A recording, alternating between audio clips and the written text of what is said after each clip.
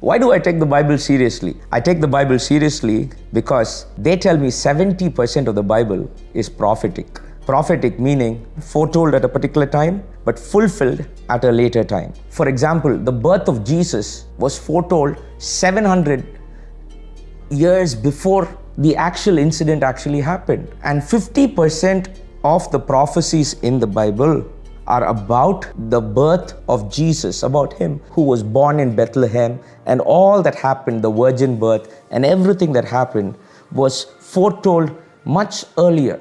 And another 50% of the prophecies are around the return of Jesus that is going to happen in this world, where things are aligning up to that particular event. In fact, things interested me in the Bible where it talked about the formation of the land of Israel, how Israel came together as a country. Israel had its independence in 1948, and the Bible actually reports that and says that this would happen at that particular point in time, and it gets to happen. When I flipped through the pages of the Bible, I came across this God who created everything.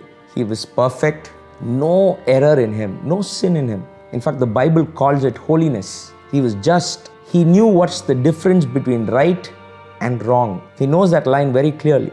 And then I came across the same God who is loving, so much of love that he just loved what he created. He loved man so much, loved the world greatly, and a God of mercy, so merciful to the people he created. On the flip side, I look at the world and I don't see holiness in this world, no perfection, a world filled with errors, a world filled with sin, a world that's not just at all. We don't know the difference between right and wrong. Do we have love? No, we are unloving. You see the kind of wars that are happening there in the world today, unloving. The kind of battles that happen within families, lovelessness at homes. Are we merciful? No, we're not. And I see a contrast between the Creator God and the creation man. What's gone wrong? And that's what the Bible calls as sin. Sin is everywhere, friend.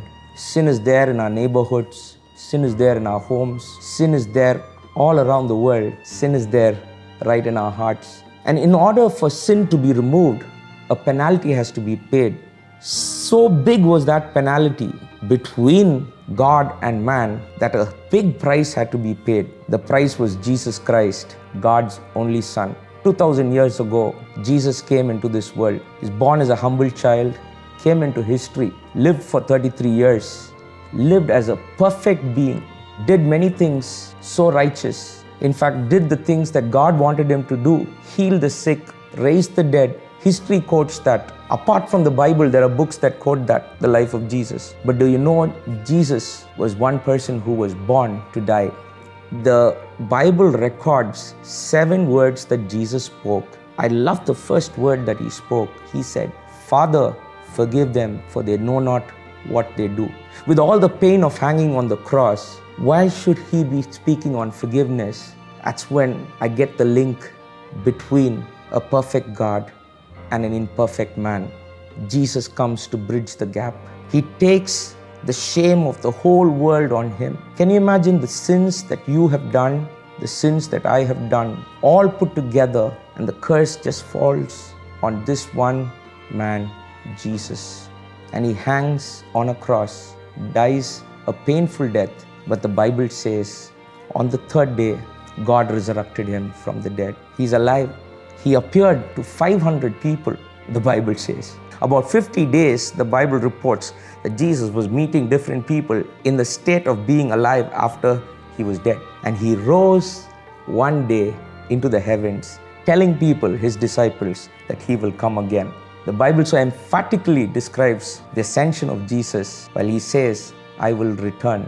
And in the meanwhile, he has given his Spirit down onto every person who would believe in him. When I read this story, I was greatly moved, and I knew that I need Jesus in my life. Jesus can come into your life as well if you would receive him.